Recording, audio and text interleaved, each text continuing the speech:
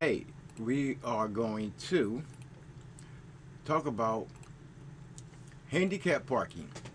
This is a subject that we think that a lot of people um, should be aware of. What type of, because a lot of people don't really understand the regulations on handicap parking. So we thought that this would be a great opportunity to show everybody um, what the regulation states, what your city, your borough, your township, they have their own handicap regulations, and that's only because the state and the federal government left it up to the cities and the states. I mean, the cities, the boroughs, the townships, to come up with their own um, handicap parking regulations.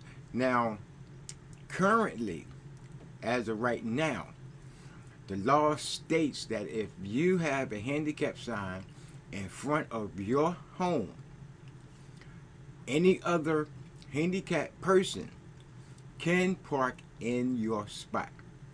Even if a township or a borough charge you to install that sign and have an annual fee every year, another handicapped person has the right, as of the current law right now, has the right, they can park in your handicap spot.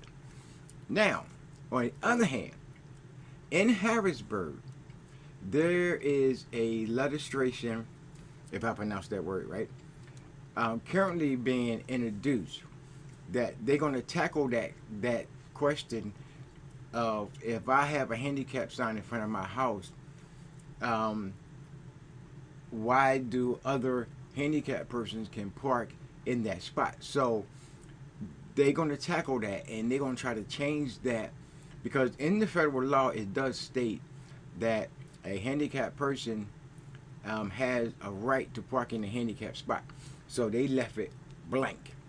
Okay, they left it blank. They didn't go into specifics when they created the law. They just did it blank. So that's something that a lot of people don't really realize, that when they do get a handicap sign in front of their house, they don't understand that others, handicapped people, can park in that spot. Now, in reality, and I'm just saying that if you apply for a handicap sign, your township may decide to say, you know what, instead of putting it in front of your house, I will put it on the corner. Now you have handicap parking in your block, and now it will become first come first serve. So they can make it accessible that way. All right. So you have to check with your own city and your own township to see what they laws require for you to get a handicap sign in front of your house. But one of the regulations does state, and which ain't gonna never change, that you must have a doctor certification that you have a severe injury. Okay, it has to be a severe injury in order for you to be qualified to get a handicap sign in front of your house. So what I'm gonna do too, I'm gonna show you. I put a presentation together, and I think what I'm gonna do is I'm gonna show you and go over some of the information that I have found, and then from there I'm going to show you a video that on handicap and why some people pull into a handicap spot that they really don't need to. So here we go. Now, your handicap law your handicap law is done by each state. Each state has their own handicap law, and because the federal government allows each state to create their own laws, and then the state passes down to the cities and the townships to create their own regulations, but they have to follow the federal government laws to begin with. So that's something that you have to watch out for. All right, now finding a parking space close to your home in the city can be challenging at some times, right? And we all know that. But when you have a physical disability, okay, and the challenge can be even greater. So lawmakers understand that people have problems parking near their house. They understand that. The cities, they understand that. So that's why they're trying to do everything they can to deal with that type of a problem. Okay. Um, even employers and shopping malls, they are required also to provide handicap parking spaces. Okay, so that's why you see when you go to a mall, and there's nothing to state that that handicap sign has to be in front of that business door. So I know in one restaurant, they handicap parking is around the corner, around their building in the back. So there's nothing to state to say that they are required to put that handicap um, parking spaces in front of their door. So you got to understand that too. All right. Now, how do you get a disabled parking space in front of your home?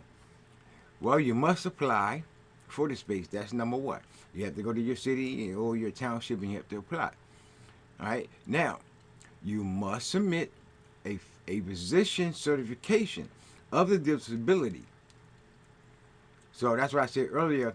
You have to go to your doctor and he has to certify you as having a physical disability. That's one of the requirements that's going to never change. Okay, that part of it is not going to change. Okay, now when you get your reserve parking handicap sign, okay, now what does it cost? Now this is what the Pennsylvania, this is under the Pennsylvania law here. Okay, this is part of their regulations, and that's where our resources came from. And it says, now how much does it cost? All right, now this program is free of charge for eligible residents. How long will the sign stay posted? Okay, now you're dealing with zones. Okay, your vehicle got to have a handicap, either the license plate or the place card. Okay, so that's why I say you have to go to your township, your city, because everybody has a different regulations on how they're gonna distribute handicap parking signs to the residents. So you have to check with them first. Okay. Now you have to maintain your registration with your handicap faceplate or your license plate.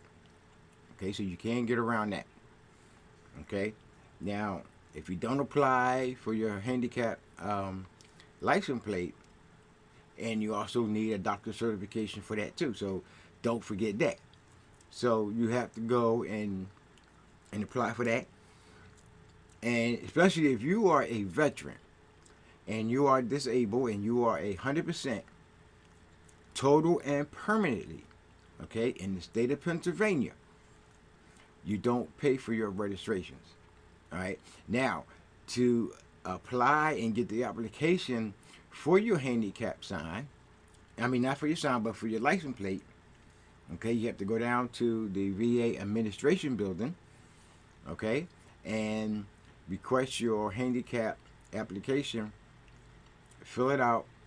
They will fill it out. You fill it out, your portion, you sign it, and you send it into Harrisburg to PennDOT. Okay, PennDOT will issue you your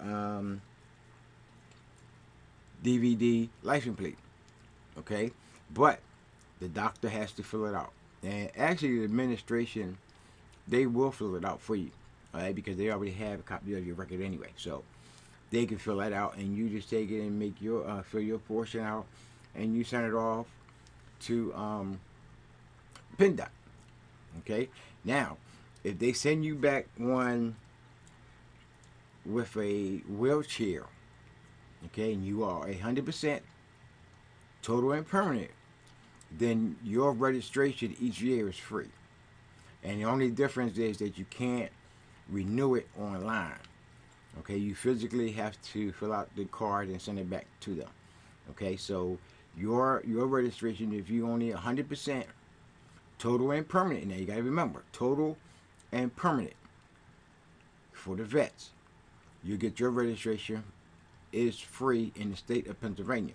Now in other states, I'm not sure what they would charge you, but you have to check with your state to see what they're going to charge you for your license plate if you are a veteran, 100% total and permanent. And that's the key word, is total and permanent, because there are other benefits that the state gives you as a disabled vet, but you have to be total and permanent. Okay, now what should I do if I suspect someone abusing a handicap parking space? Okay, and that, what do you mean by abusing a handicap parking space? See, that can be interpreted all type of ways. So I guess it's up to the individual what they want to, how they interpret abusing a parking space. Just because a person physically don't look like they handicap is not necessarily true. Okay, and I'll give you an example. Let's say a person is handicapped, and you may walk up to them, and you may ask them, well, you parked in the handicap spot, and you don't look handicapped.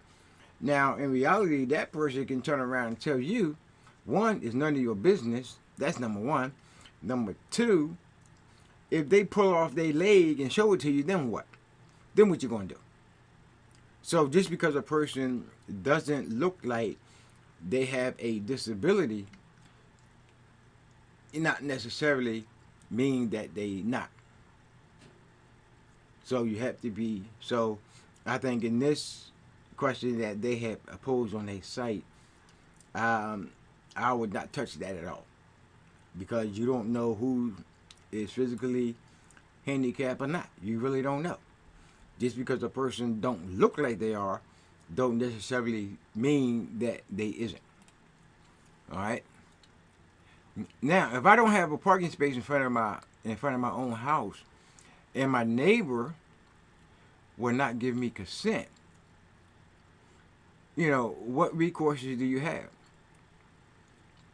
Now, then you can call the Office of the Administrative Review Board, and you give them a call and you ask them, what resources do you have, because you don't have a parking space in front of your door, and your neighbor is not giving you consent, to put one name in front of your door. So you got to call them and ask them, what should you do?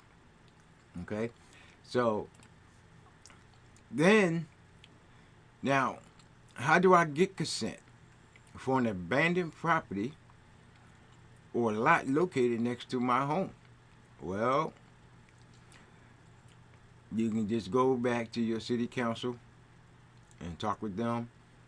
And because, see, all of this is relating back to your residential parking with people who have disabilities. So that abandoned house that maybe next to your house, or maybe 2 doors down, that may have an impact on you with your disability to try to get a parking space in front of your door. So you have to go check with your township and ask them, what's going on. Okay, now, and like I said, you contact your township, your borough, and all them, you contact them and you ask them, you know, what can you do, you know, to get these cars and all this stuff away from your house so you can be able to get your handicap.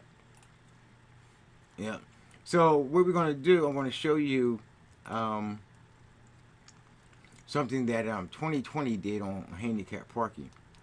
And I think that is really great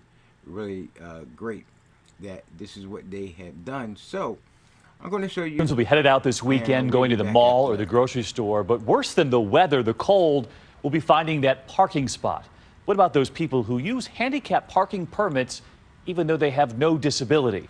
How do they explain themselves with cameras rolling? Jim Avila catching them in the act. It's dawn in the car capital of the world, Los Angeles. And we're on the hunt for handicap parking cheaters.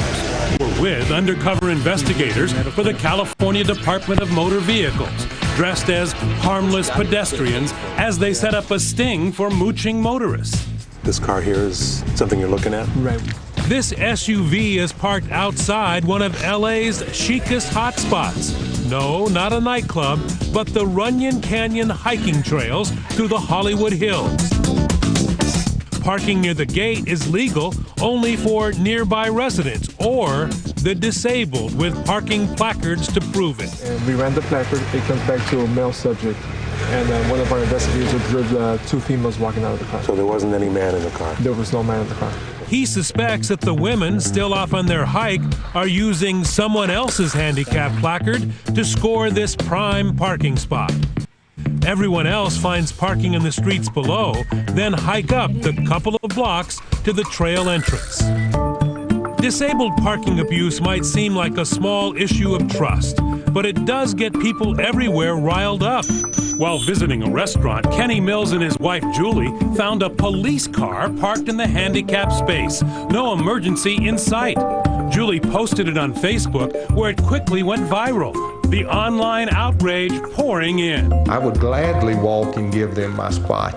Despite the obvious bright blue paint and giant wheelchair logo, the cop got no more than a talking to by his boss, since the space lacked a warning sign announcing it's illegal. Back in LA, that black SUV is still parked an hour later. Copy, 2 women. We're rolling. The hikers finally return from their workout, and the investigators reveal themselves. The driver says the placard belongs to her handicapped husband.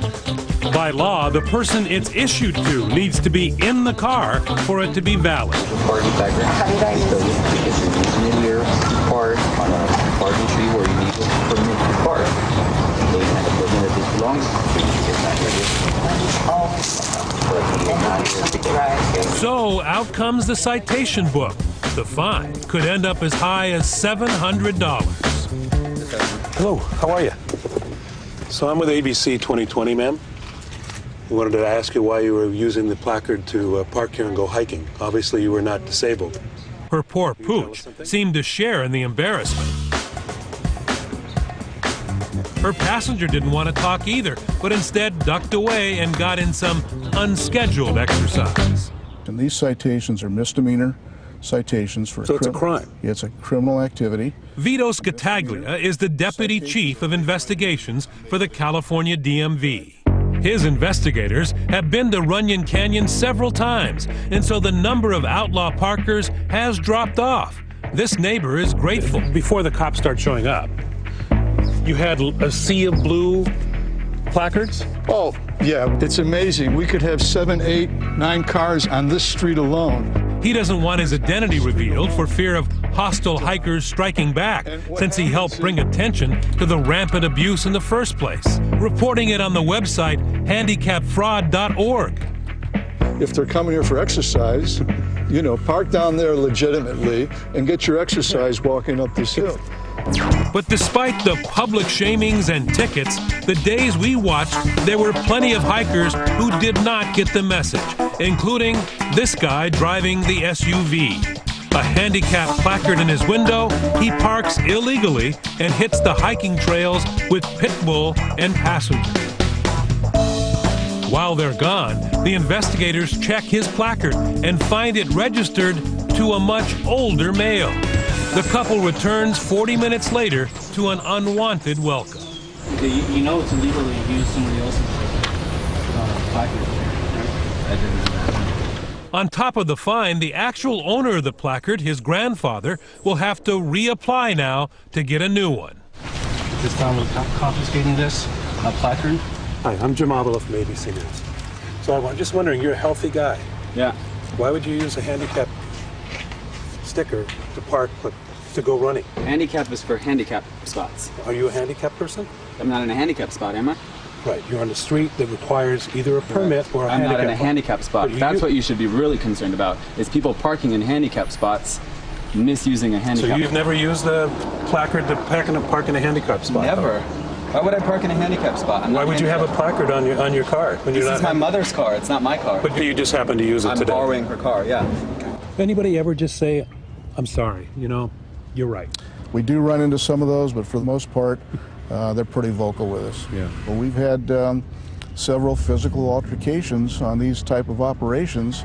What they do here are plenty of excuses. This guy wasn't hiking. He told officers he was using a handicap placard to pick up his grandmother. But they called his bluff and followed him to the front door, where he turned back and admitted the truth. Wasn't even her house, huh? No. So after giving up the game, investigators issued a citation and confiscated his placard. We're from ABC News. We're wondering why you were using the placard. You don't look to be handicapped. I am handicapped. You are? Yes. Is that your placard? Yes. Why did they take it from you then? Final stop for these violators? A judge, a fine, possibly community service. The good news is there's now a better option. Hikers can drop off their cars with a new valet service, then hit the trails. The car will be waiting for you when you return. And at just $5 plus tip, it's a lot cheaper than that ticket.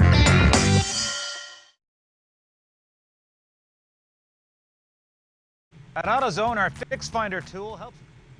All right. See, and the gist of that was to show you that how people, I guess that's how that question was, how people abuse handicapped parking spaces. Then that gave you a good example of how people abuse it because they don't show that they have a handicap, but who is us to say? And in that report you can see that how the person, after they parked, they just got out and walked to wherever they were going and going out about their business. But then the right way is to get yourself the authorities and let them deal with it. You know what I mean? Let them deal with that.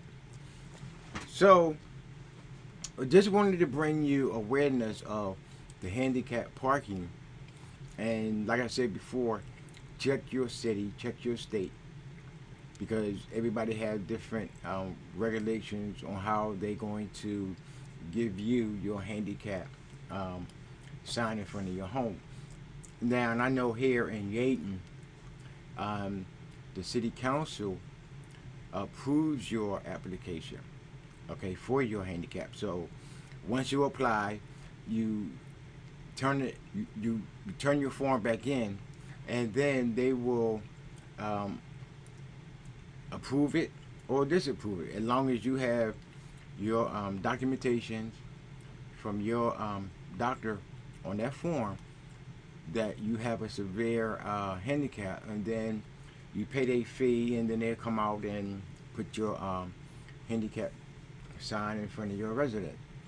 All right. Until then, you got to remember, until the law gets changed, that when you do get a handicap sign in front of your home, others that have a handicap license plate or place card can park in your spot, even though you may be paying a fee, a yearly fee or whatever. But as of right now, until that law gets changed, then it will be passed down to your townships and your cities, that they will go back and change the signs or put something on the sign that says that this is a residential parking only, something like that. But until then, you just got to, if you find another person with a handicap